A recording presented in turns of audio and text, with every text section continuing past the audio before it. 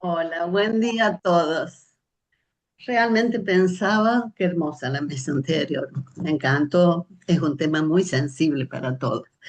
Eh, y me pareció muy apropiado, y lo felicito, digamos, por la elección del título de las jornadas, ¿no? Esto de los afectos y efectos de la tecnología. Y porque, bueno, la tecnología nos ha atravesado a todos, en todos los planos, eh, en todos los aspectos de nuestras vidas, nos va marcando nuestras apetencias, nuestros ideales, brindándonos por un lado herramientas poderosas, pero por otro lado nos confronta con temas, digamos, que situaciones que nos dejan un poco confundidos, un poco eh, perplejos. Hasta ayer alguien dijo, y nos presentan situaciones hasta monstruosas, ¿no? Creo que era María Teresa Andrueto. Y bueno, nuestra mesa redonda, el tema de nuestra mesa redonda es efectos de la fecundación asistida y la gestación por sustitución. Obviamente que eh, si en todo nos atraviesa la tecnología, cuando atraviesa los cuerpos en su realidad material, ¿no? Y influye o algo así como condiciona, vehiculiza las ilusiones, los deseos, abriendo muchas perspectivas en un tema tan sensible como la gestación, la reproducción y también los posicionamientos parentales, de las funciones parentales, ¿no? Vamos a escuchar tres trabajos que muestran la complejidad del tema. Y bueno, como ya los conocemos, con Verónica Bartolacci y yo, Margarita Caminotti, somos las que vamos a coordinar esta mesa. Este tema convoca distintos saberes, distintas disciplinas. Ustedes ya lo verán a partir de la lectura de las tres ponencias. Voy a presentar a quien va a leer el primer trabajo, que hace un poco la apertura de esta temática y justamente la complejidad de la misma, que es la licenciada Teresa Rubín, que se ha conectado desde el sur donde está y me alegro mucho de que lo haya podido hacer sin problema. Teresa es licenciada en psicología, tiene formación psicoanalítica, tiene una diplomatura en psicología en reproducción de la Sociedad Argentina de Medicina Reproductiva, que es SAMER. Es psicóloga del equipo de reproducción asistida en la clínica SIGOR, muy reconocida en nuestro medio, acá en Córdoba Capital, desde el 2002. SIGOR es el Centro Integral de Ginecología, Obstetricia y Reproducción. El trabajo de Teresa son las técnicas de reproducción asistida, afectos y efectos. Pero antes, a ver, Verónica. Sí. Bueno, no, simplemente aclarar que el funcionamiento va a ser más o menos el que venimos teniendo a lo largo de las jornadas, que van a exponer cada una de las que han traído los trabajos para esta mesa, de las expositoras. Pueden ir haciendo preguntas en el chat o comentarios que después vamos a leer al final y luego hacemos la apertura al espacio de invitados. Así que los dejamos con Teresa.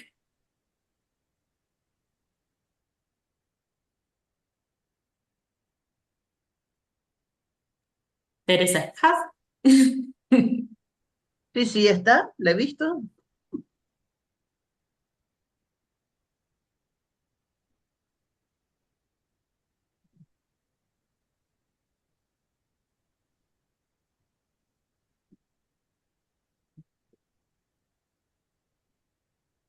Bueno, Ay, sí, recién creo que estaba con perdió él. conexión, sí. ¿Eh? ¿Quiere empezar? ¿Quién más? A ver, Sí, no espera. la veo conectada, así que es posible que, bueno, que haya tenido algún inconveniente con la conexión. De lo que sé también de esto de las migraciones, que están en otros lugares, y bueno, yo también teniendo pacientes en el sur, andaban con el temita del viento que hace caer la señal de internet cada 2 por 3. Bueno, si les parece, y les parece también a los expositores, seguimos con el trabajo que sigue y vemos si Teresa se puede conectar más adelante. El trabajo que sigue es gestar para otros y la autonomía de los cuerpos. Van a presentar Graciela Britos y Alicia Soldevila. Graciela es psicóloga perito en tribunales de familia del Poder Judicial de la Córdoba. Y Alicia Soldevila, que es social, profesional del cuerpo auxiliar técnico multidisciplinario, que es el CATEMU de Tribunales de Familia del Poder Judicial, y además es docente e investigadora en la Facultad de Ciencias Sociales de la Universidad Nacional de Córdoba. Les cedo la palabra. Perdón, Teresa me avisa que se cortó la luz, que le dé unos minutitos. Ya le estoy avisando que pasa por el segundo lugar. Ahí vuelve a ingresar. Ah, bueno, Bueno, son las ahora dificultades técnicas de las jornadas virtuales. Hola, perdón Margarita y perdón gente querida, pero estoy así desde esta mañana temprano, que se va y que se viene. Así que no sé si ya tengo que empezar, me decís vos, Margot.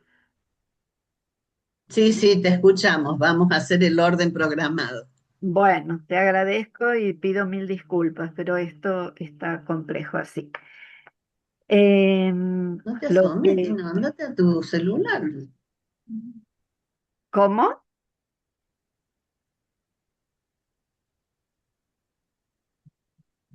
¿Me oís, Margot? Vos estás silenciada, Margarita. Bueno, voy a empezar. La idea es poder transmitirles a ustedes lo que yo sobre todo he aprendido en estos largos años de trabajar con las técnicas de reproducción. Como bien decía antes Margot, atraviesa los cuerpos, las personas, la subjetividad y cuando uno cree que ha llegado a un punto que ya entendió bastante, aparecen cosas nuevas que vuelven a poner en discusión, en temor. Cuando yo empecé a trabajar, no había ningún tipo de ley que nos acompañara o que pudiera decir qué se podía hacer y qué no se podía hacer. Hoy la Argentina es uno de los países que más leyes cuidando y apoyando el tema de la reproducción asistida, el tema de las personas trans, del matrimonio igualitario, etcétera, y hoy están todas en peligro. Eh, en general, para contar la experiencia laboral, yo me amparo mucho con la literatura, ¿no? Este es mi espacio de refugio y a veces me permite comprender lo que los pacientes cuentan y lo que la ciencia posibilita. Les voy a leer rápidamente un párrafo de una novela que se llama Un viejo que leía novelas de amor, y el párrafo se refiere al momento en que este señor que termina leyendo novelas de amor está casado y la mujer no se embarazaba. Cada vez recibía con odiosa puntualidad sus sangres y tras cada periodo menstrual aumentaba el aislamiento. Antonio José Bolívar Proaño, que era un ecuatoriano, el esposo de esta mujer, intentaba consolarla y viajaban de curandero en curandero, probando toda clase de hierbas y de ungüentos para lograr el embarazo. Todo era en vano. Mes a mes, la mujer se escondía en un rincón de la casa para recibir el flujo de la deshonra. Decidieron abandonar la sierra, el lugar donde vivían, cuando al hombre le propusieron una solución indignante. Puede que seas tú quien falla, le dicen. Tienes que dejarla sola en las fiestas de San Luis. Le proponían llevarla a los festejos de junio, obligarla a participar del baile de la y de la gran borrachera colectiva que ocurriría apenas se marchara el cura. Entonces, todos continuarían bebiendo, tirados en el piso de la iglesia, hasta que el aguardiente de caña, el puro, el salido generoso de los trapiches, ocasionara una confusión de cuerpos al amparo de la oscuridad. Antonio José Bolívar Proaño se negó a ser padre, a la posibilidad de ser padre de un hijo del carnaval. Piensen, es un texto de un escritor chileno, Luis Sepúlveda. Entonces, en la novela está registrado el padecimiento de la infertilidad y el peso de la infertilidad solamente en la mujer. Era ella la que era mal mirada, criticada, y lamentablemente a veces uno se encuentra en el siglo XXI con situaciones parecidas. Entonces, hablando de infertilidad y técnicas de reproducción asistida, hablando sobre el impacto que provoca su uso y los cambios sociales que nos atraviesan, comparto la experiencia de trabajo clínico con pacientes que por distintos motivos necesitan de técnicas de reproducción para lograr tener hijos. Desde el año 2000 participo del equipo profesional de una institución que habilita un modo de trabajo profundo, serio, científico, dando lugar y respeto a la intervención psicológica para ofrecer a los pacientes una contención emocional imprescindible. Porque a la vez aclaro, yo les digo pacientes, son pacientes del médico, no de la psicología, porque a veces hay personas a las que veo muy pocas veces, cambia nuestro trabajo en estos espacios. Yo tengo un gran agradecimiento a la gente de SIGOR, que es la institución en la que yo vengo trabajando, porque eh, hemos logrado ser escuchados y escuchar y evaluar las indicaciones o las opiniones que uno desde la psicología puede dar cuando hay pacientes que sufren muchísimo por no lograr los objetivos planteados. También agradezco a muchos profesionales muy sólidos, no los voy a nombrar, pero profesionales de gran nivel a los que uno se acercaba humildemente y con un poco de miedo a decir, mire, yo estoy trabajando en este tema. ¿A usted le parece que es posible pensarlo desde una formación psicoanalítica? Y he recibido respuestas que me han permitido sentirme más cómoda y poder pensar desde el psicoanálisis cosas que antes no las podíamos pensar, porque acá el cuerpo tiene una presencia muy grande en estas técnicas. Los problemas de infertilidad llevan a la utilización de terapéuticas complejas y produce un malestar emocional en las personas involucradas que es necesario trabajar. Los profesionales del área de la psicología hemos asumido el compromiso de analizar las concepciones teóricas y éticas que acompañan. En las clínicas donde se trabaja en reproducción asistida, se ofrece a los pacientes un espacio diferente al de la consulta médica, espacio de análisis psicológico y emocional que favorece el despliegue de las fantasías que subyacen en la demanda de un hijo y en el acceso a tratamientos que son complejos, invasivos y no siempre resultan exitosos. Estos tratamientos, acceder a estos tratamientos significa enfrentarse a profundos duelos y un esfuerzo físico, psíquico y económico muy grande. La ausencia involuntaria de descendencia es un hecho doloroso que se inicia con la negativa del cuerpo a gestar un hijo y se complejiza en un entramado donde se tejen hilos de las fallas del cuerpo, el dolor psíquico, los condicionamientos sociales y aspectos desconocidos del propio sujeto en cuestión. Lo enigmático de la infertilidad genera inquietudes y produce un quiebre, un movimiento en, eh,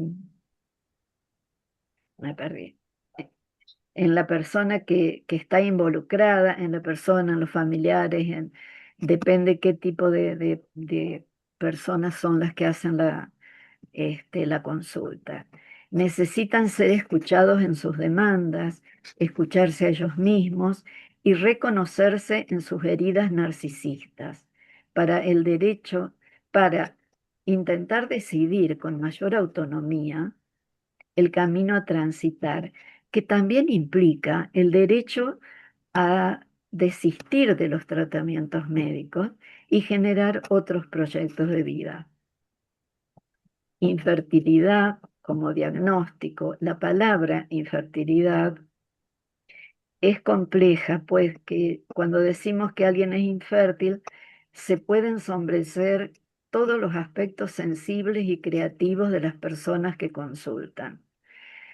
No poder tener hijos de manera natural, que sería a través de la sexualidad, no significa que estén anulados para ejercer las funciones parentales. Si hoy la pregunta es cuánto afecta el avance de la tecnología médica a la subjetividad de las personas que tramitan estos tratamientos, podemos decir que los problemas para tener hijos y el uso de técnicas médicas para lograr un embarazo exitoso siempre han afectado de distinta manera y puesto en cuestionamiento a las personas afectadas. En todas las sociedades y diferentes culturas, la exigencia social de tener hijos es un mandato.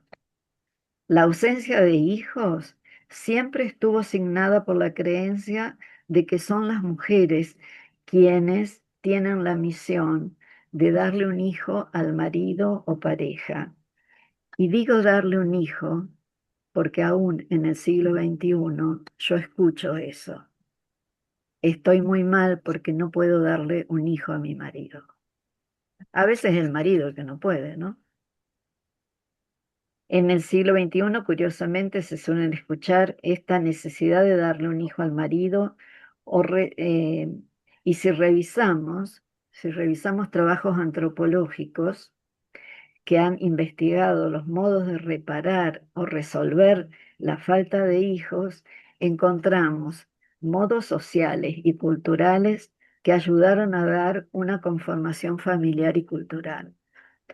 Hay descripciones de distintos modos de hacer que la persona que no ha tenido hijos en otras épocas, cuando la medicina no estaba en este lugar, eh, si moría el marido, la mujer se tenía que casar con el hermano del marido o con el primo, y el hijo que tuviera iba a ser del hombre que había muerto. Para que ese hijo fuera inscripto como hijo del nuevo marido, tenían que cerrar la puerta de la habitación donde antes entraba esa persona que ya ha muerto y construir una puerta en otro espacio de la casa. Hay varios rituales que son sumamente interesantes, pero que era en la época donde la medicina todavía no había accedido a estos espacios. Leyendo al antropólogo David Le Breton, él dice: hoy en día el nacimiento de un niño ya no es solo el efecto de un deseo con la incertidumbre de un encuentro sexual entre dos personas. La vida puede comenzar no solamente en la profundidad del cuerpo humano, sino en las probetas de fecundación in vitro a través de la labor de un equipo médico especializado y de la voluntad de una pareja de tener un hijo. Esto que dice Le Breton fue expresado hace 30 años. Luego, el uso de las técnicas se extendió para personas que en otras circunstancias necesitan de ellas. Hoy trabajamos más libremente con mujeres que están sin pareja, mujeres en pareja con otra mujer, personas trans, varones solos que necesitan no solo de la donación de gametos, sino de un cuerpo de una mujer que lleve adelante el embarazo, eh, varones en relación con otro varón.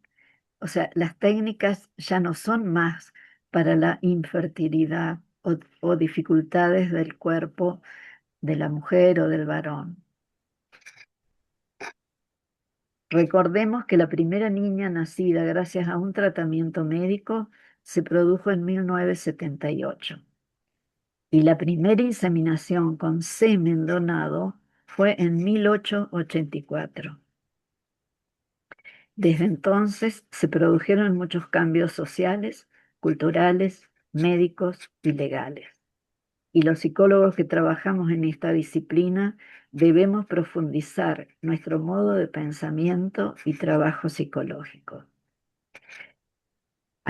Una de las cosas que en estos últimos tiempos se está viendo es también el impacto que producen, el motivo por el cual se usan las técnicas en médicos, enfermeros, embriólogos, porque a veces se nos pasa por...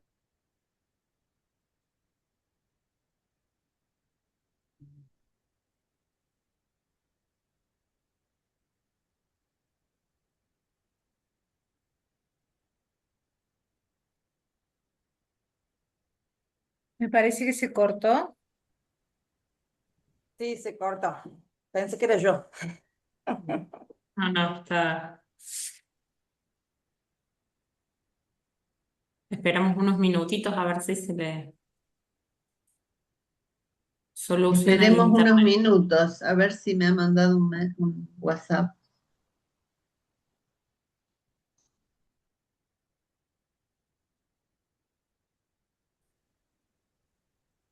No, no tengo noticia.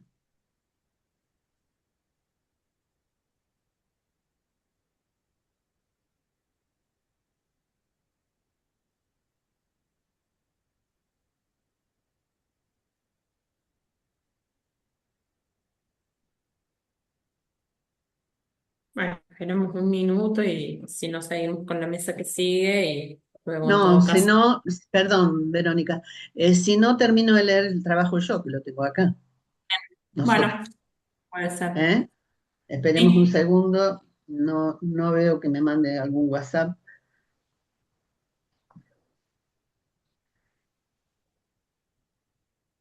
Margot, dame unos minutos porque se cortó la luz.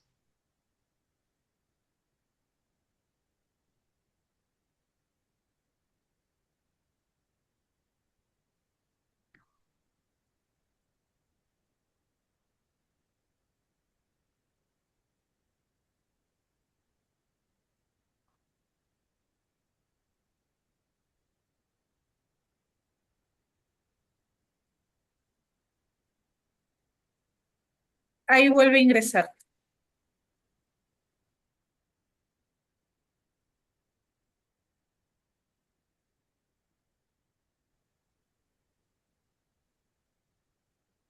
Hola, Hola, es hola Tere. nuevo. Es un problema de la computadora que si no le muevo algo se corta. Les pido mil disculpas, mil disculpas. Estoy muy nerviosa. Bueno, yo les estaba diciendo desde cuándo se utilizan las técnicas y estoy enojada con la tecnología. Y lo que les quería continuar diciendo es que el tiempo entre el tratamiento médico, el tiempo que usan los médicos, embriólogos, la gente que trabaja en reproducción, no es igual al tiempo que usamos los psicólogos. A veces yo me pregunto si estoy trabajando como psicóloga o como trabajadora social o como ayudante terapéutico, porque lamentablemente por por el tema del tiempo, a veces es necesario decir cosas que en un paciente, en otro tipo de tratamiento, demoraríamos más tiempo en decirle. Yo le digo a los pacientes, usted discúlpeme, pero yo le tengo que decir esto antes que empiece, porque no es solamente el tratamiento médico, es el tratamiento médico más la edad que tienen las personas que van a hacer el tratamiento, el tipo de vida, los tiempos que impone la obra social, la interpretación que cada uno hace a su gusto de la ley. Entonces, a veces me toca a mí decirle, mire, para ir a hablar a la obra social, arréglese bien, tome un cafecito antes, cómase un chocolate. Y yo digo, un psicólogo diciendo esto, pero las preparo para el maltrato que suelen sufrir en las oficinas. Lo que en algún momento fue una consulta por infertilidad, hoy abarca... Perdón, Teresa, que te interrumpa, pero si vamos cerrando, estamos en tiempo. Ah, Quedan bueno, un... Gracias. Entonces no lo voy a leer y lo voy a decir así.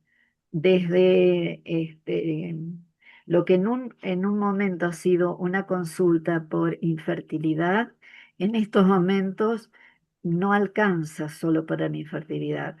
Como les decía antes, las parejas homosexuales, las mujeres que están solas, sin pareja, pero con una red familiar que acompaña, pero eh, es un camino largo, es un camino difícil, yo se los advierto, porque tienen que poner en crisis en general los que más padecen son los que tienen algún problema estrictamente biológico, que es ¿por qué me pasa a mí esto? Si yo tengo que atender a dos mujeres, tienen muy claro que quieren tener, no es, el problema es si aparece una limitación orgánica, si no tiene trompas, si el útero está tabicado. Yo he aprendido mucho, de biología en esto, ¿no? Porque, queridas colegas, queridos colegas, cuando una mujer no solamente tiene una sintomatología psicológica, sino que cuando a una mujer, el médico descubre a través de los tratamientos que el útero está tabicado, la tabicación de un útero no es efecto de de lo psíquico, es de nacimiento, es embrionario, y lo psíquico va a tener que tejerse a ver qué hace esta paciente cuando descubre que tiene un útero con dos cuellos, un útero con un tabique que no va a permitir un embarazo, cuando descubre que las trompas no están ligadas, lo psíquico se engarza con eso para ver cómo lo va a tramitar y que no es un castigo porque hizo un aborto, sino que son cosas que ocurren en el cuerpo más allá de nuestra buena voluntad. La infertilidad o los problemas no son propios y exclusivos de la mujer, pero hay una mirada sobre la mujer con la obligación de tener hijos, de sufrir para tener hijos, y no es justo, y no es justo. Tenemos que acompañar aún, a mí me ha tocado acompañar a pacientes que han decidido no hacer más tratamientos o han decidido hacer otras cosas con su vida, o también los acompaño en un proceso de respetar y acompañar en los procesos que quieren anotarse para ser padres adoptivos. Para cerrar y también para dar lugar al trabajo de las compañeras, les leo lo que es el final de una película que se llama El hilo invisible, que invito a que la busquen y la vean. Y en el final de la película, el joven, que es el protagonista, hijo de una pareja de varones, dice, quiero contar la historia de mi familia y sus desastres, porque quiero que la ley, en este caso la ley italiana, se dé cuenta de que un nacimiento es el resultado de la complicidad de millones de personas, hombres y mujeres conectados por hilos invisibles que también están algo enredados. Los protagonistas de esta historia, en la película, son mis verdaderos padres. Gracias por haberme acogido, por haberme cuidado y guiado en esta cosa extraña que es la vida. Es una belleza, a mí me conmociona. Eh, Gracias, pido mil disculpas, pero bueno, espero que les haya gustado. Muchas gracias, Teresa. Muy Muchas gracias. interesante. Damos la Verónica. palabra, sí, a las disertantes que continúan, que ya les he presentado, a Alicia y Graciela. Las dejo con ellas.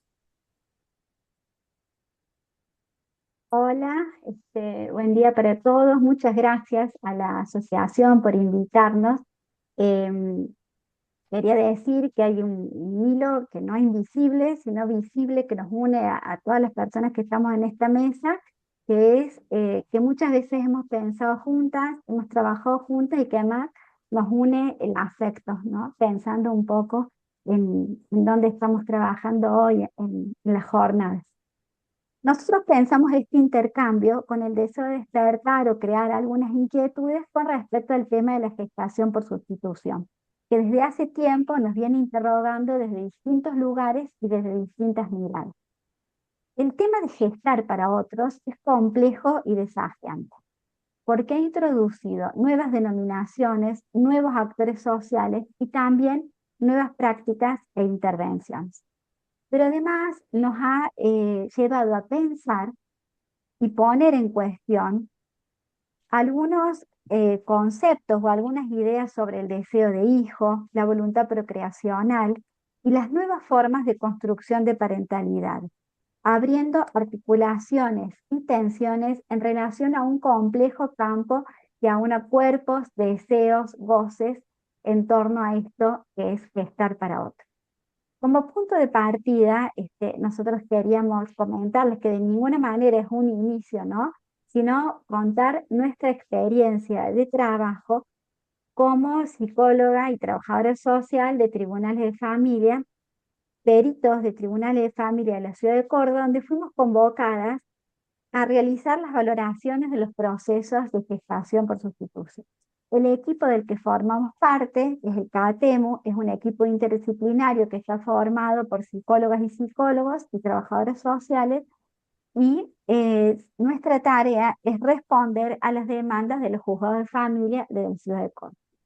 El primer caso de gestación por sustitución que se trabajó fue en el 2017 y desde ahí hasta hoy hemos trabajado más de 35 casos.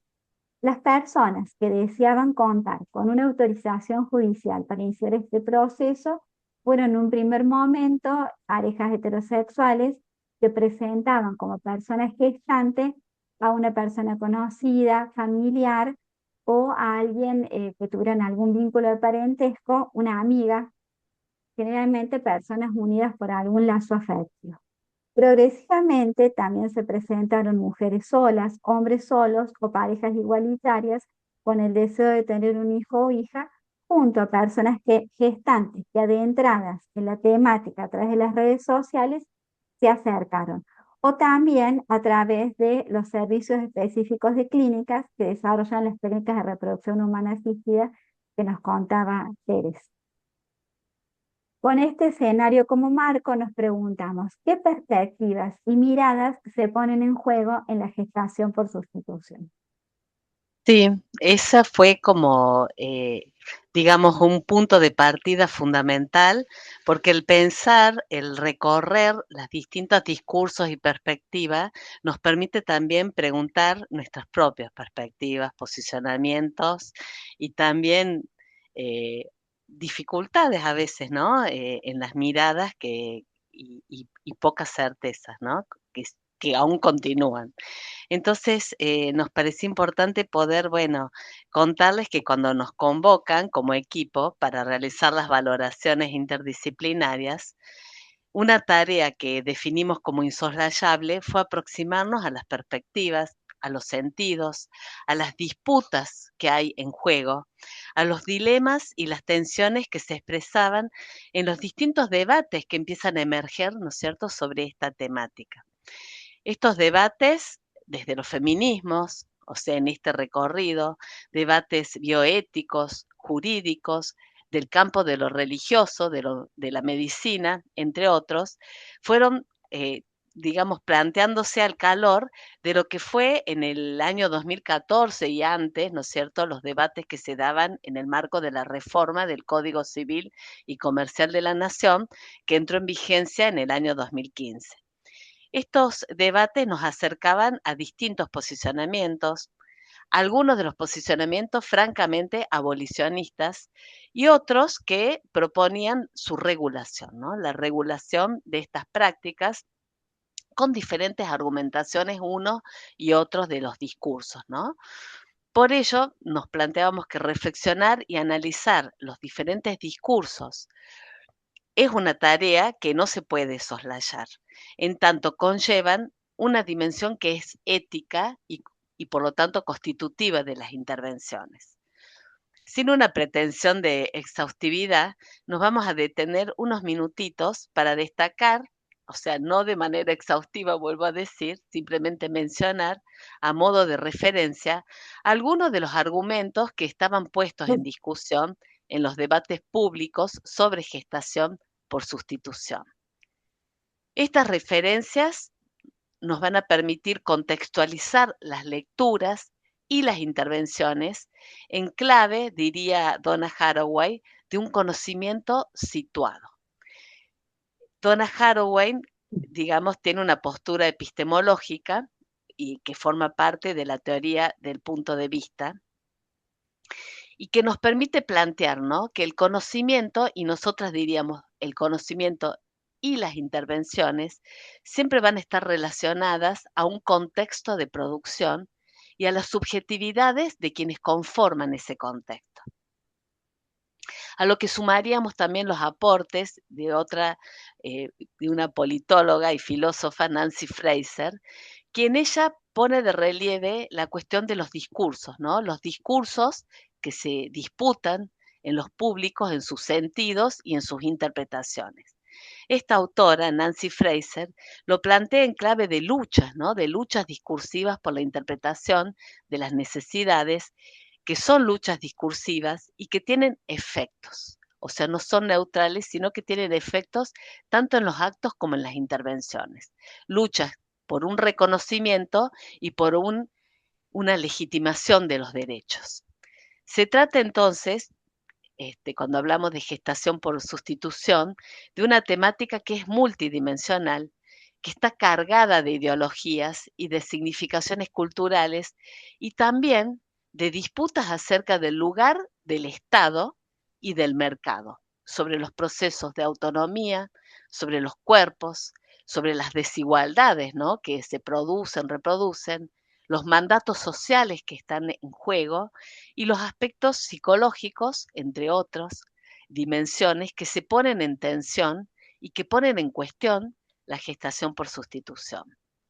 Dentro de los argumentos diversos de quienes decíamos se oponen desde posicionamientos abolicionistas, se encuentran representados también entre voces de los feminismos, ¿no?, como Bianco, Barranco, Mafía y Gómez, que expresan una preocupación por la mercantilización y la alienación de los cuerpos femeninos, afectando la autonomía como argumento, ¿no es cierto?, en esta preocupación y la libertad de las mujeres, poniendo énfasis especial en aquellas mujeres de bajos recursos, quienes serían las mayores perjudicadas y quienes ponen sus cuerpos en estas prácticas.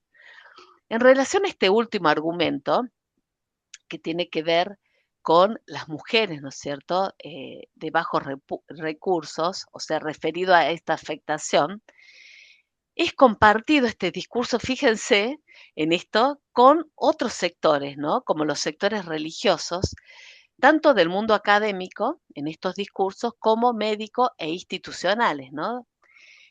En tanto que plantean que estas prácticas habilitan la mercantilización de los cuerpos y también surge como un aspecto, pero con sentidos diferentes a los que plantean los feminismos, ¿no? Estos sectores de los feminismos. Los sentidos son diferentes. Aquí plantean que la regulación de la gestación por sustitución favorecería la comercialización del cuerpo humano, la venta de embriones, entienden y consideran a los embriones como personas, y el alquiler de vientres. A estos motivos se agregan otros referidos, digamos, desde estos sectores conservadores a un modelo tradicional de una familia heteronormada.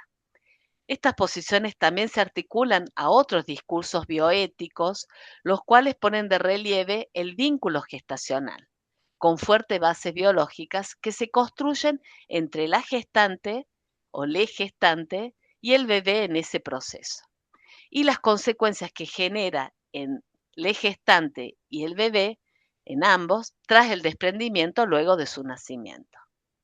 Estas son, digamos, argumentaciones.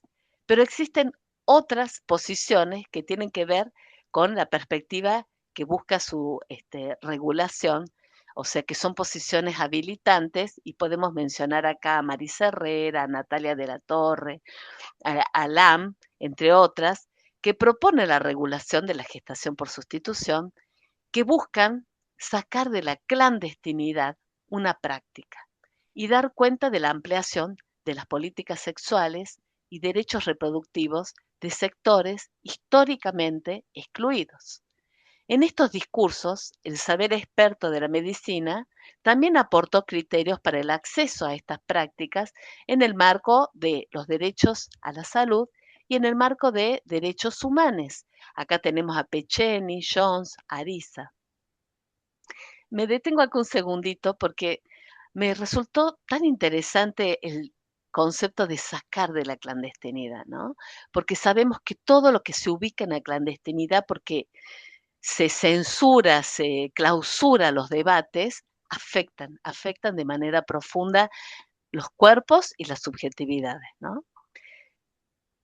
Emerge también, digamos, dentro de quienes entran en diálogo con sectores abolicionistas que toman esta dimensión económica, ¿no? Que emerge en los discursos conservadores que se oponen a la gestación por sustitución porque refieren que mercantilizan el cuerpo de las mujeres y que lo plantean desde estos sectores más conservadores como una supuesta inmoralidad inherente a las lógicas mercantiles. Cuentan con una respuesta por parte de Moreno, quien plantea estas intervenciones, o sea, las que clausuran, las que plantean como inmoralidad la mercantilización, muestran la manera en que las tareas reproductivas y en particular la gestación se consideran ajenas al dinero y son concebidas, por lo tanto, por la naturaleza, pues se entienden que se tratarían de actividades no remuneradas y adjudicadas, por lo tanto, a las mujeres, las cuales biológicamente son las que deben ocuparse de ellas y de manera gratuita. Deja acá, Moreno, un debate abierto muy interesante, provocador, incómodo, para continuar profundizando en el marco del capitalismo, como modelo económico que sostiene un orden social desigual, que produce y reproduce relaciones sociales y una organización, ¿no es cierto?, definida en nuestras sociedades, una organización social. Perdón, Alicia, les quedarían un par de minutos para ir cerrando. Perdón, porque nos falta. Entonces, rápidamente digo que Marisa Herrera y de la Torre han participado y sostenido activamente la elaboración y fundamentación del reconocimiento jurídico de esta práctica. En su presupuesto destacan la diferencia entre legislar como práctica solidaria, a diferencia de otros países en los cuales es definida como alquiler de vientre.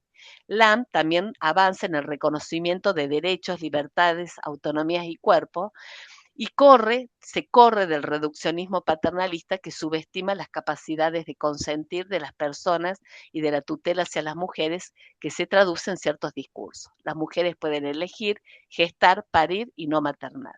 Resulta, por lo tanto, fundamental dar estos debates, que son importantes y necesarios, en tanto plantean diferentes miradas del asunto y posibilitan ampliar perspectiva y dimensiones presentes en tensión que se ponen en juego en las intervenciones. Hacer visible y problematizarla, rompiendo los binarismos en el análisis, es una tarea fundamental en cada una de nuestras intervenciones desde el Fuero de Familia.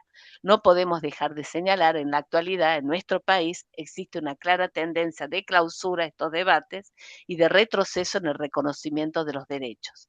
Traerlos y profundizar las reflexiones es un aporte fundamental en estos tiempos y una postura ética.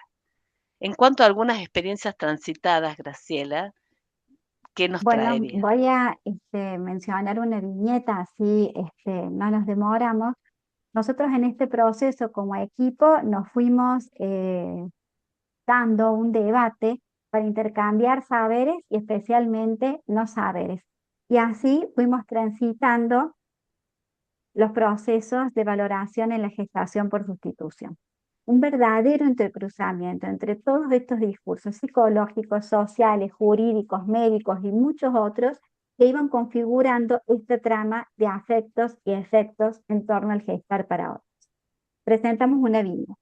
Matías y Natalia son hermanos. Matías es soltero, trabaja en un emprendimiento y Natalia es ama de casa. Está casada hace más de 20 años y tiene hijos adolescentes.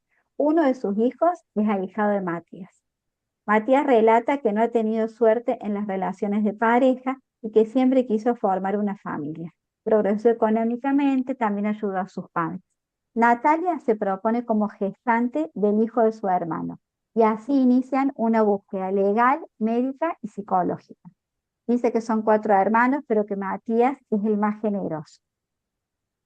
Agrega, yo quiero ayudarlo a cumplir su sueño. Sé que este bebé no es mi hijo, pero va a ser un sobrino muy especial y yo siempre voy a formar parte de su vida. El gestar para otros nos conmueve, implica la ruptura de certezas que han cimentado el derecho, como que la madre siempre es cierta, pero en un proceso de gestación por sustitución, esta categoría se deconstruye porque quien da luz no es la madre. Aparecen discontinuidades como otra manera de hablar de la lógica vincular y del espacio entre dos, como nos dice Puget. En el transcurso de este proceso aparece y se pone sobre la mesa una discontinuidad fundamental entre la gestación solidaria en contraposición al intercambio económico, entre los padres, madres intencionales y la persona gestante. Esto plantea una ruptura, una inquietud y nuevas preguntas. Una situación que ocurrió en Córdoba hace unos meses en una clínica privada puso en el centro de la escena el vacío legal y las tensiones en torno a la gestación por sustitución. Una mujer dio a luz un bebé prematuro y tras el alta lo dejó abandonado diciendo que ella no es la madre que había sido contratada por una ciudadana francesa como persona gestante. El bebé fue puesto a resguardo con una familia de acogimiento hasta que se defina su situación de adoptabilidad y la justicia federal inició una investigación. En Argentina, la práctica de la gestación por sustitución no está aún regulada por el Código Civil y Comercial y este es el escenario que nos plantea. Voy a retomar para cerrar una reflexión de Ormar, que es una filósofa de UBA, y dice, hay un precio que gracias al avance tecnológico fija el mercado. El precio subjetivo es incalculable. Se aplasta el ser con el tener. El bebé se convierte en un objeto que puede ser tenido o adquirido, tiene un valor objetivo. Cuando se impone la lógica del mercado, se produce un aplastamiento en el que se equiparan sujeto igual objeto.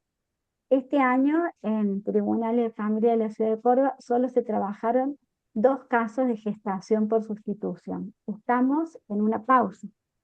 Pausa como un otro tiempo para pensar acerca de los afectos y efectos de la tecnología reproductiva Algunos afectos y efectos los hemos podido apenas vislumbrar, otros son insoslayables y otros forman parte de lo incierto, de lo nuevo por venir. Bueno, gracias por escucharnos. Gracias a ustedes. Muchas gracias. Bueno, y ahora el tercer trabajo de otra colega muy querida como las anteriores, que es Dolores Iramaín, psicóloga, socia activa de nuestra asociación APCBC, coordinadora del Seminario de Familia en la Diplomatura en Psicoanálisis de las Configuraciones Vinculares que está llevando a cabo nuestra asociación y la Universidad Nacional de Córdoba. Se desempeña en la clínica en su consultorio particular. El título de su trabajo es Afectos y efectos de las tecnologías de reproducción humana en las subjetividades. Dolores, te damos la palabra. Bueno, agradecida siempre por participar y bueno, es muy difícil seguir, tengo ganas de seguir escuchando las que ya hablaron, ya más que hablar yo me quedé con ganas, así que bueno,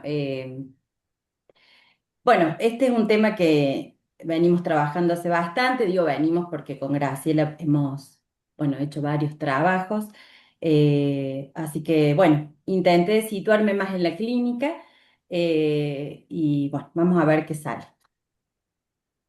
A mí, yo puse, nos convoca el encuentro compartir cómo vamos pensando los afectos y efectos de las técnicas de reproducción humana asistida en la subjetividad.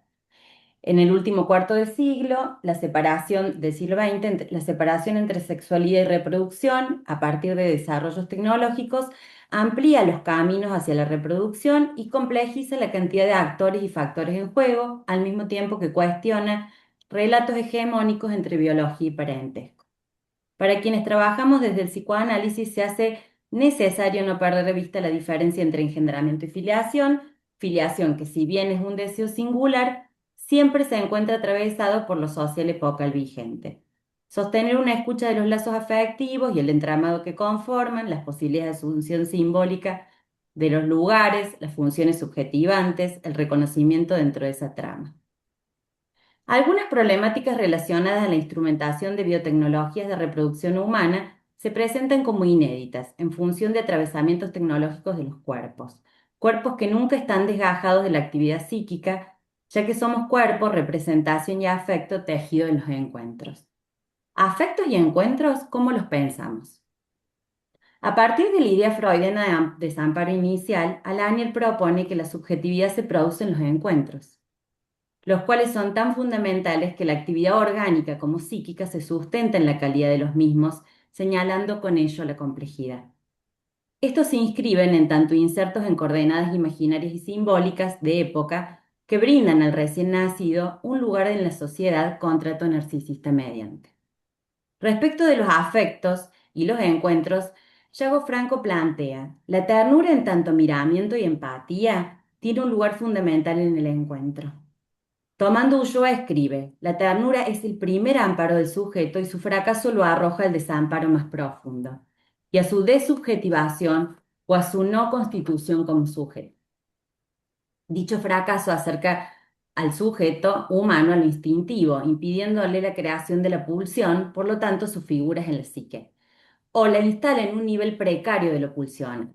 La ternura es el primer elemento que hace que el sujeto devenga en sujeto social, porque es un dispositivo social. El afecto es definido para este como la pulsión hablando el lenguaje de la psique y creado en el encuentro con la ternura, que es significante. Así, el otro significativo, portavoz de la cultura, da un significado al despliegue pulsional afectivo.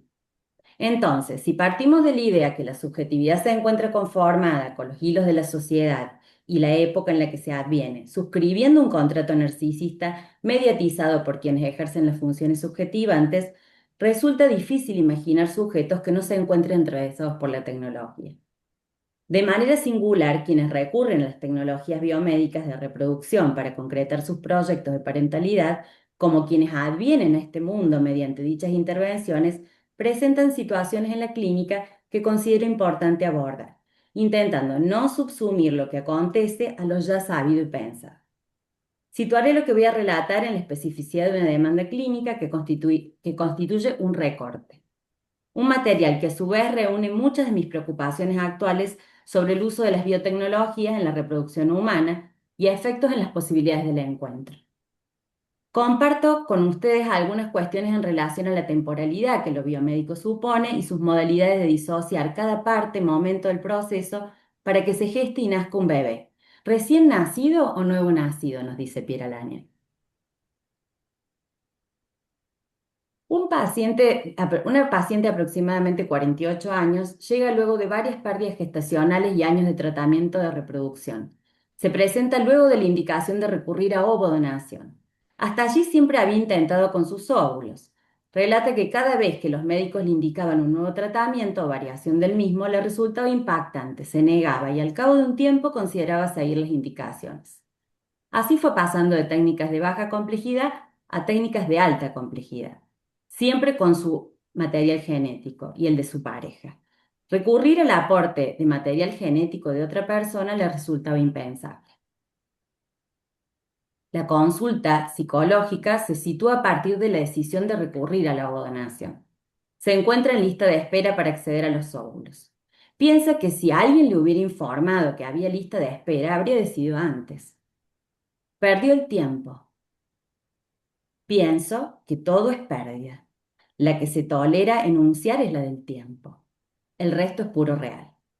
La referencia a la historia de las pérdidas de tiempo es habitual. La que se inicia cuando tardó en desear un hijo, deseo que advino con su pareja actual. Pérdida de tiempo cada vez que tardó en iniciar tratamientos, consultas o encontrar un médico más adecuado. Tanto los deseos como las tecnologías llegan tarde, y el tiempo entre tantas cosas es pura pérdida. Pérdidas y temporalidad, duelos necesarios pero diferidos, la temporalidad. Le urge su edad. Cuando el ajetreo de los estudios y trámites llamados dietas para ayudar a la fertilidad lo permiten, plantea que de la ovodonación le preocupa ver en el bebé a la otra y no sentir lo propio. Si es parecido a su pareja, bien, pero si le ve parecido a la otra persona que aportó material genético, tomando Furer y Waflon, parece que el aporte externo es vivido como intrusión fantasmática que hace que él o los padres se sientan menoscabados en su investidura como tales. El hijo o hija queda invisibilizado por la figura de la otra. La donación de óvulos sobredetermina al hijo, en la interpretación que la madre, en este caso, hace de éste. Funciona como un exceso de sentido para la madre y una sustracción del sentido para el hijo, dice el Sarmen.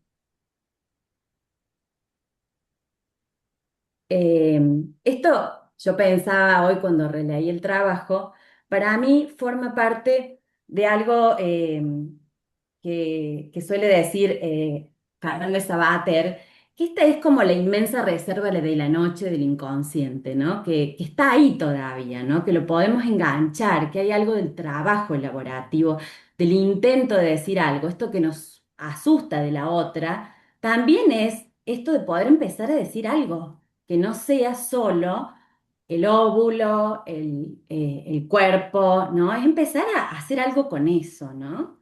Y digo, ahí es lo interesante, digo, ahí para mí empieza mucho de lo interesante, más allá del padecimiento que acompaño, de todos los dolores del cuerpo y todos los dolores emocionales que traen, cuando pueden empezar a traer estas cosas, ¿no? Cuando pueden animarse a contarle a alguien lo que están sintiendo, pensando, ideando.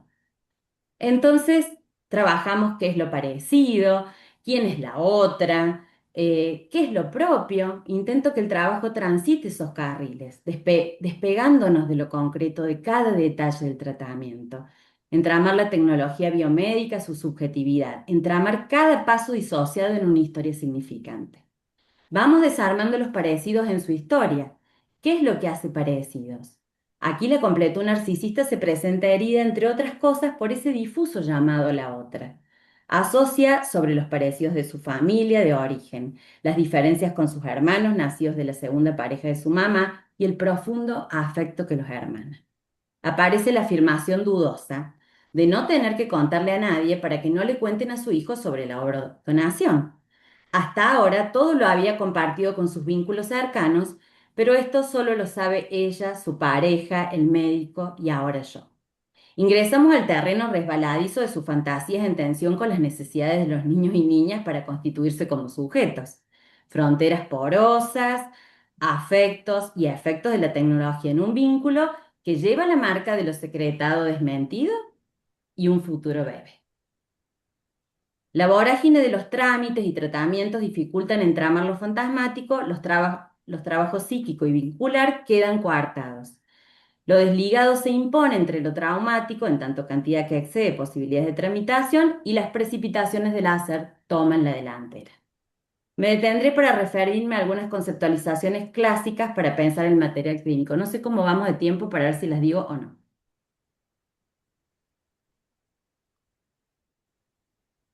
Unos Sí, tenés unos 5, minutos. ¿Eh?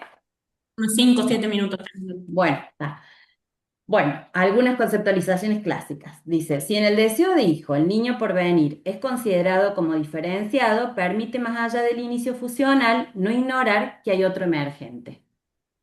En el deseo de embarazo se forma una unidad ilusoria donde el hijo por venir no está diferenciado y recompone la unidad narcisista perdida.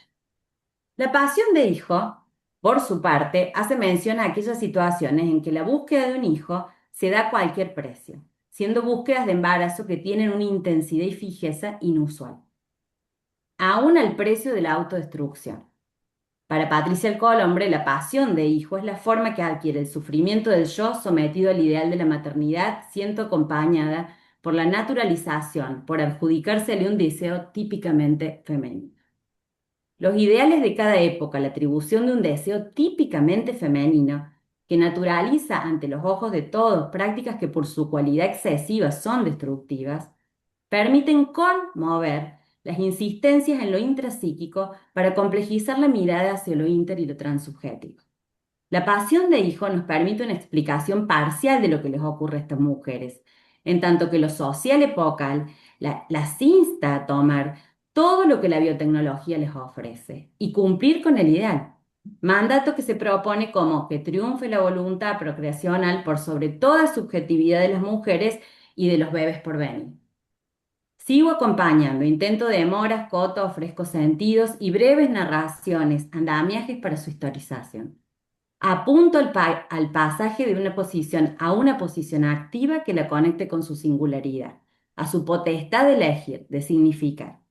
Como los plazos que le plantean en la clínica no se cumplen, inicia una búsqueda por clínicas del país y de Europa, para dar con el menor tiempo para acceder a los óvulos. Luego del análisis minuciosos de distintas propuestas, teniendo en cuenta lo económico y los tiempos, decide seguir adelante fuera del país. Los ahorros les alcanzan justos. Hasta algunos viajes sola, otros con su pareja, estadías y pasajes son muy caros. El costo es muy alto en términos de todas las economías en juego y en particular la libidinal, la distancia de la pareja, de la familia, estar en otro continente, paradojas de lo continente y lo que contiene, de ser contenida para contener. Pero en esta economía también me permito pensar en esta sensación e idea que tal vez la otra, de otro continente, le permite la distancia. ¿Decisión? Fantasiada, necesaria para que no aparezca, que no le sea tan cercana. Conjetura que no comparto con la paciente. Con el primer análisis de embarazo positivo retorna al país. Días más tarde pierde el embarazo. Como la expulsión espontánea no se logra, recurre a la medicación para su eliminación y evitar un legrado. En su domicilio acompañada de la pareja se desmaya, ha perdido demasiada sangre, es llevada a la guardia, quedando internada. A la semana le dan el alta, desbordada, dolorida, sin energía, sabe que los lapsos se prolongan, recuperarse para seguir. Otra vez viajar, porque traer los embriones es muy difícil. Complicaciones de la distancia y las legislaciones incompatibles entre los países.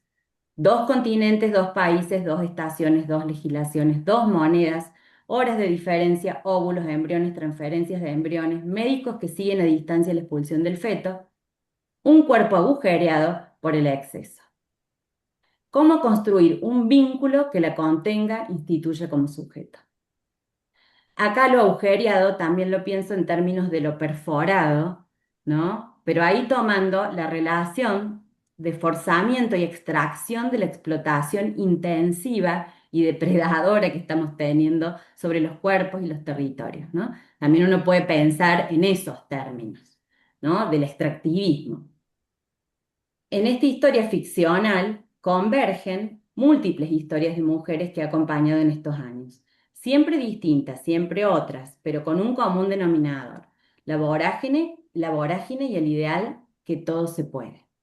Algunas ideas para concluir. Resulta insistente, aunque necesaria, la pregunta por si existe algo novedoso en este relato y de ser así, ¿a qué está ligado?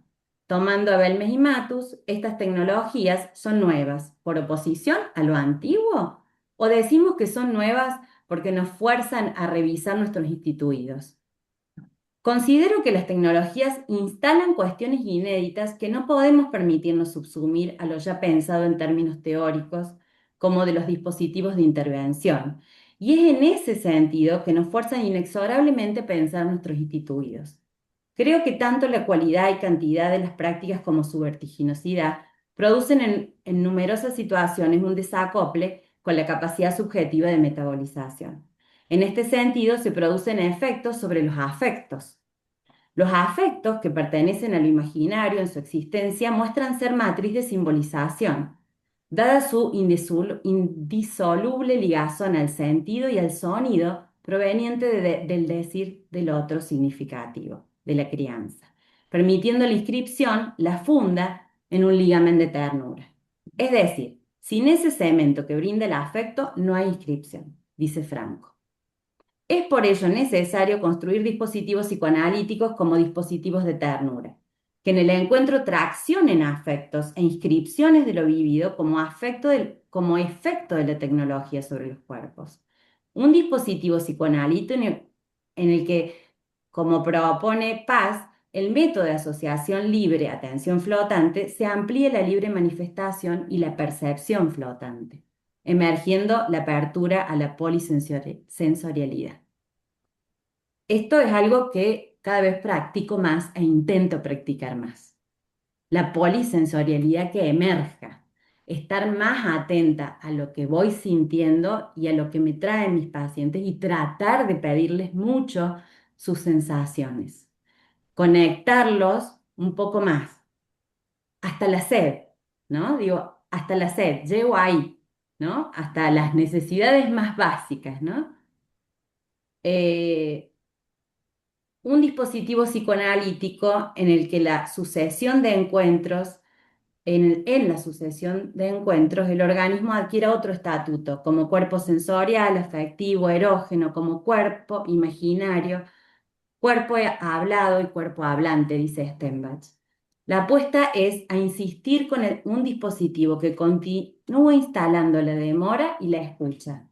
La apuesta a que la tecnología se entrame cuando sea posible en una o varias historias significantes, tanto de aquellos que recurren a ellas para concretar proyectos de parentalidad, como de quienes advienen al mundo mediante estas tecnologías. Queda abierta la pregunta: ¿cómo construir narrativas y fertilizar otras posibilidades? Muchas gracias. Gracias a vos, Dolores. Muchas gracias, doctores. Bueno, vamos a dar lugar al intercambio. A mí me preguntaba ayer, digo, qué bárbaro, ¿será la organización de esta jornada que tiene todo fríamente calculado, que nos han puesto a madre e hija a coordinar la mesa sobre gestación y filiación? ¿O habrá sido una coincidencia? Pero bueno, acá estamos. Dice, Organizado, Vero, está organizado. está todo fríamente calculado acá, Oh. dice Virginia. Tan complejo es acompañar a aquellas que desean gestar y también a aquellas mujeres que les es despertada angustias y dudas ante la intromisión de los discursos médicos, que llegada a cierta edad y sin mencionar deseo alguno, se les plantea si han pensado en congelar óvulos. Por las dudas se arrepientan. Un discurso, a mi entender, violento, propio del mercado, que moviliza angustias y crisis que no estaban en el espectro del proyecto de esas mujeres. Magdalena, bueno, le hace una pregunta para Teresa para recomendarla, que sí la recomienda. Y después dice, muy interesante todas las ponencias. Si quieren pedir la palabra, quienes quieran Ujú. comentar. Sí, Tere, Yo quiero decir algo eh, sí. respecto, a veces defiendo un poco los médicos y a veces eh, me enojo bastante.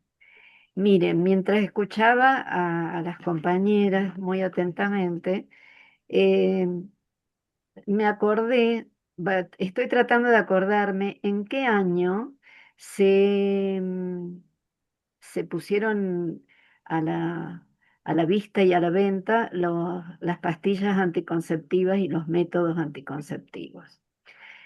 Y hay una crítica que yo hago a los ginecólogos que cuando llega un adolescente a preguntar eh, qué puedo hacer para no embarazarme, rápidamente los métodos anticonceptivos están a la mano y son mercantilizados también. Lo que yo cuestiono es que los ginecólogos, las ginecólogas deben informar a la gente jovencita que va a consultar que la vida útil de los óvulos es muy corta.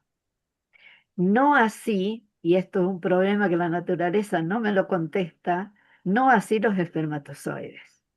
Entonces, estamos trabajando ahora para que los médicos y las médicas que hacen ginecología le informen a los pacientes que a partir de los 34 la calidad ovárica baja. Entonces, si como el promedio de vida se ha ampliado y cada una tiene derecho a organizar su vida del modo que quiera, no es una mala idea preservar óvulos, más todavía si hay alguna persona con alguna enfermedad. Pero puede resultar brutal, sí, porque es una cachetada al narcisismo. También, además de hacernos la biología, los órganos de reproducción internos y complejos, los óvulos duran poco tiempo. La calidad del óvulo dura poco tiempo. Entonces, si una joven quiere pasear por el mundo, hacer un doctorado en donde se le dé la gana y pueda, no está mal, pero las obras sociales no lo cubren. Pero eso es muy importante que lo sepamos, porque eh, habrá médicos más amorosos, más simpáticos, menos simpáticos, pero está bien que lo propongan. Eso quería agregar.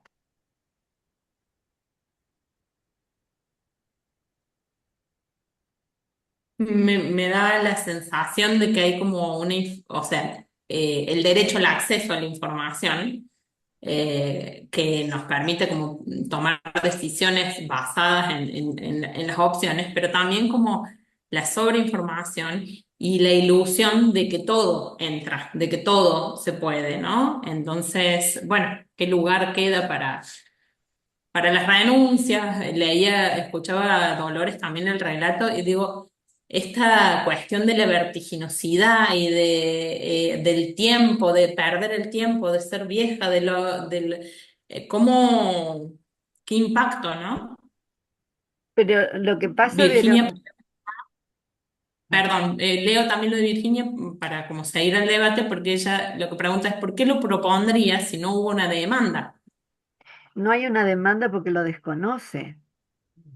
No está bien, pero acá tenemos ese problema, que si se lo decís porque se lo decís, y si no se lo decís, como dice la paciente que decía, si me hubieran dicho antes que había lista de espera, hacía otra cosa.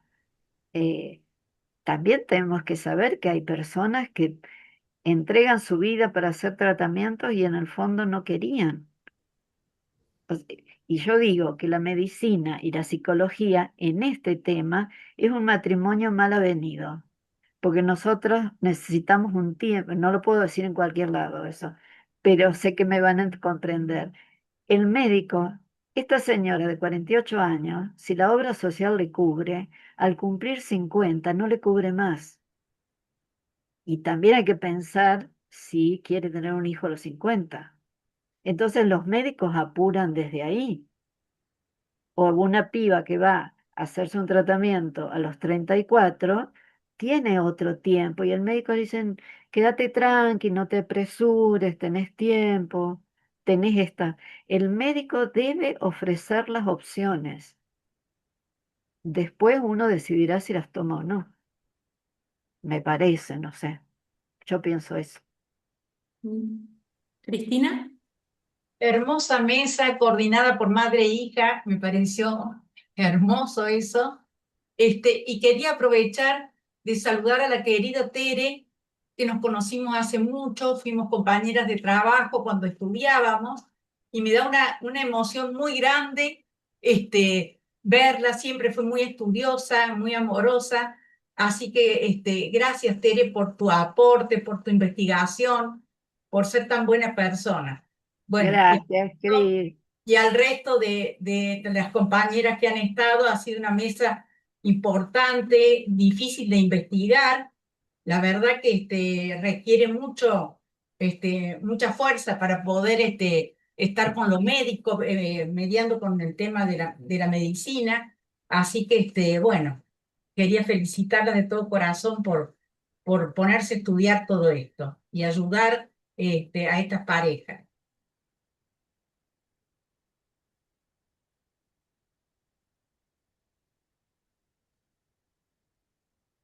Me quedaba también una consulta, Alice, o un comentario, pregunta, cuando Alicia hablabas de todos estos discursos contrapuestos y de cuánta mirada hay sobre los procesos a nivel social, a nivel político, a nivel religioso, etcétera, etcétera.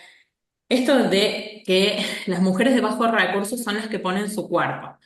Y como una cuestión ahí media ambigua entre mi cuerpo, mi decisión, pero cuando entran cuestiones económicas, cuando entra la subrogación del cuerpo, cuando entra también, ¿por qué no?, la prostitución, es como que hay como un espacio que es como incómodo. Sostengo mi cuerpo, mi decisión en todas las cuestiones, también pienso desde los discursos feministas, o a veces es mi cuerpo, mi decisión, y a veces ya no es tanto tu decisión porque hay factores que coartan. Bueno, me parece como un tema complejo de pensar, ¿no?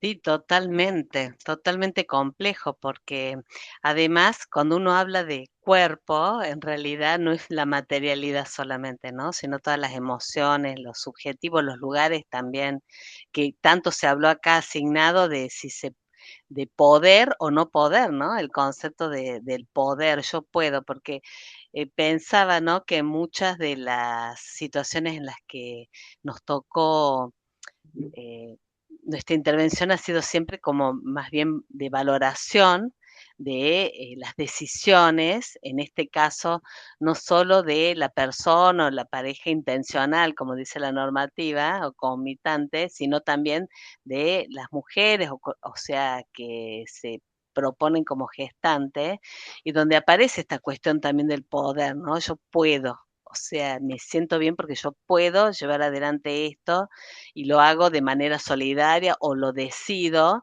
y los discursos que se entrecruzan y que se ponen en tensión, claro que nos incomodan. ¿Y por qué aparece fuertemente en los discursos desde los feminismos, ¿no? Yo soy feminista y muchas veces en las conversaciones hay interpelaciones, ¿no? Porque hay como distintas perspectivas dentro de los feminismos y sobre todo en clave de los cuerpos que son soberanos, cómo se ha también, ¿qué dicen? Constituir, enajenar los cuerpos de las mujeres como meramente reproductoras. Son las grandes discusiones que hay y donde aparece fuertemente esta idea de las mujeres pobres como quienes ponen, así como en la adopción aparecía como quienes daban, o sea, eran las que producían los hijos que después se adoptaban, porque eso también estaba en las discusiones con respecto al tema de las adopciones, sino en el caso de la gestación por sustitución, aparece frente a las mujeres pobres que son quienes ponen el cuerpo y donde entra el mercado y donde se exponen, y hay mucha casuística ahí y discusiones que hemos tenido en el equipo, ¿no? Donde decíamos, por ser pobre no puede decidir, por un lado, ¿no? En esto de las autonomías, o sea, no estoy afirmando nada, son interrogantes que vienen y van, ¿no? Desde el lugar de decir, bueno, cómo el sistema también atraviesa y explota los cuerpos, en este caso de las mujeres, con respecto a la reproducción, y por otro lado la tensión de la autonomía cuando decimos, pero son autónomas las mujeres para algunas cosas y para otros, por ejemplo, si decide poner su cuerpo en una gestación subrogada, ahí la autonomía aparece puesta en cuestión, ¿no es cierto? Como un sujeto que no puede decidir y hay que tutelar, ¿no es cierto?, a través de la prohibición, y también la dimensión económica vuelve a aparecer, así como aparecía en las entregas directas, que era otra situaciones en el campo de lo jurídico, en el campo de la adopción, en el tema de la gestación vuelve a aparecer esta dimensión económica como algo inmoral e inaceptable, ¿no? Sí ha habido algún acuerdo o intercambio en lo económico. Esto viene acá, viene, digamos, y aparece como una de las entradas, me parece importante a reflexionar y qué implicancias tienen en una sociedad que está atravesada por el mercado. Y por otro lado, en un tema que hoy se vuelve a clausurar y que existe, porque nosotros lo que vemos que hay intersticios y es una realidad que existe que se vuelve o en esta tensión a volver a un plano de lo oculto, de lo no dicho, de lo que no se puede hablar, porque nos incomoda, porque vuelve a poner en la mesa el tema de los cuerpos, las decisiones, las desigualdades y el orden social, ¿no? Me hacía acordar Sofía Gala que hacía un comentario como diciendo, en cuanto a esto de las mujeres pobres, lo mencionaba en torno a la prostitución, pero también lo podemos pensar en torno a esto, es decir, como si el cuerpo no se pusiera como valor de mercancía cuando trabaja Obvio. 12 horas como moza, digamos, como si ahí el cuerpo no estuviera, ¿no? Y no fuera mercancía en un montón de otros trabajos. Entonces, bueno. Totalmente, Como para totalmente. Estabas levantando la No, mano. acuerdo totalmente con lo que decís y quiero agregar algo que, porque se me había cortado, pero no quiero que pase sin decir que más allá si uno puede estar de acuerdo o no, tiene que haber leyes porque en Córdoba, y creo, Graciela, que este año ha habido pocos pedidos, porque hay dos clínicas imputadas, hay colegas imputadas, hay abogados imputados por el tema de la gestación por sustitución. Y ahora está todo está en pausa, sí uso esa palabra. Eh, entonces, si la ley no es muy buena, se puede pelear. El problema es que no tenemos ley y se hacen las cosas que se hacen, tapadas, no tapadas. Y hay otro tema que lo traigo a colación porque estoy cercana. Hay en la Argentina una gran cantidad de embriones criopreservados que son propiedad de los pacientes, ninguna clínica puede hacer nada sin la firma de los pacientes. Hay una ley sobre el aborto, pero no hay ninguna ley ni dictamen que diga qué se puede hacer, qué se va a hacer con los embriones que están criopreservados. Está no solo en pausa, sino está silenciado, pero tenemos que saberlo que eso existe y que hay personas que ya han muerto, porque la donación y los trabajos de reproducción tienen muchos años en la Argentina. Hay mucho material genético criopreservado y debemos tener, uno lo pide, espero que para colmo no estamos en un buen momento, pero no hay legislación sobre eso. Entonces, son las cosas que también atraviesan, porque hay mujeres, varones, parejas que tienen 3 o 4 embriones criopreservados, no van a tener más hijos, pero tampoco saben qué hacer. Muchas gracias, Tere. Estamos un poco en tiempo de ir cerrando la mesa, muy interesante, da para muchos debates más. Voy a leer los comentarios que fueron poniendo. Sofía dice, gracias por los trabajos. Una mesa de mujeres pensando mujeres. Pecamos de omnipotencia, pero en el territorio de lo privado y sobre nuestros propios cuerpos, más peligroso sería el uso y abuso de tecnologías para aniquilación sobre otros, ¿no? Patricia dice, muy interesante el análisis que traen las compañeras del CATEMU sobre las dimensiones y las tensiones desde la mirada interdisciplinaria y desde la intersección. Felicitaciones a la mesa. Mariana Juliano Albo, me hace ruido que desde el espacio terapéutico se informe la posibilidad de congelar óvulos. Me pregunto que sin querer se reproduzca el mandato social para asegurar productividad. Es lo que pienso, Mariana, dice Virginia. Y le responde, ¿y si son mandatos sociales disfrazados de opciones? Es un tema complejo para seguir pensando. Margot, ¿querías agregar? Sí, yo pienso que sí, nos confrontan estos trabajos con la complejidad de este tema. Algunos aspectos yo ni los conocía, así que me resultaron muy reveladores. Eh, Me gustó mucho, Tere, que iniciaste con el relato de ese autor chileno, Sepúlveda, y a mí me hizo acordar a otra obra de teatro de nuestro querido Federico García Lorca, que se llamaba Yerma, ¿no? Mm. Y si desde el lado de las mujeres que no pueden gestar, digamos, cuánto de nuestra sociedad y de nuestra cultura sigue vigente como un mandato, y me pienso también, por ejemplo, en tu paciente Dolores, ¿no? ¿Cuánto de ese mandato sigue vigente, ¿no? En nuestras sociedades. Y por ahí en muchas comunidades, yo diría latinoamericanas, digamos, donde esto de que la mujer madre tiene tanta fuerza, ¿no? A lo mejor en otros continentes no tanto. Bueno, eso quería decir.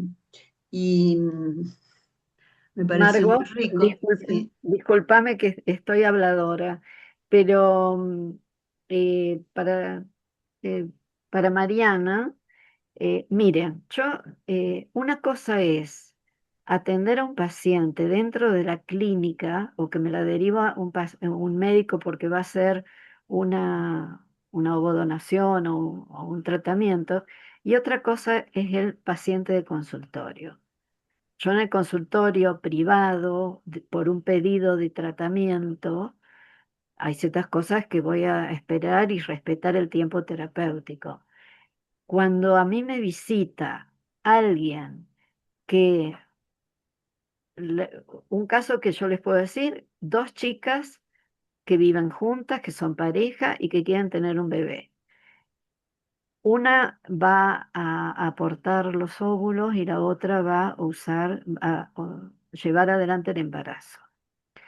Eh, no fueron aceptadas en la obra social y fueron muy maltratadas. Entonces yo les dije, quédense tranquilas, yo voy a mandar un informe distinto al que había mandado, donde mi informe era casi un dictamen jurídico, porque puse el nombre de la ley, el artículo, por qué motivo una de las dos personas no llevaba adelante el embarazo con sus propios óvulos, porque tenía una nena con una lesión neurológica, etcétera, etcétera. A veces nos vemos obligados a advertir. Y la gente te dice, yo le agradezco que me diga porque no lo sabía. No es que me hago la psicoanalista ahí, lo pienso desde el psicoanálisis, pero el tiempo corre y si cuando me preguntan, los médicos ganan mucha plata, miren, si hay dos o tres que ganan muchísima plata, pero acá tenemos que trabajar otra cosa. Y lamentablemente, por lo menos para mí me parece, las técnicas cada vez se van a usar más porque hay mayor problemas en las mujeres, hay un aumento de las menopausias precoces, hay problemas en la calidad del útero y hay bacterias que se transmiten y que arruinan las trompas y no hay sintomatología. Eso lo descubren los médicos. Entonces, hay que tener mucho cuidado porque si todo es un intercambio y tenemos que tratar de ver, por eso yo digo que yo me he puesto casi más biologista, aunque cada mañana me levanto y digo, Freud tenía razón. Eso les quería transmitir porque esta es la discusión que tengo con los colegas. Muchas gracias, Teresa. Bueno, lamentablemente estamos en Gracias a tiempo. ustedes. El tiempo Se nos pasado. parece Gracias muy a todos por la presencia. interesante. Muchísimas gracias a los expositores. Y Muchas bueno, y gracias. seguimos con la próxima que también será interesante. Gracias.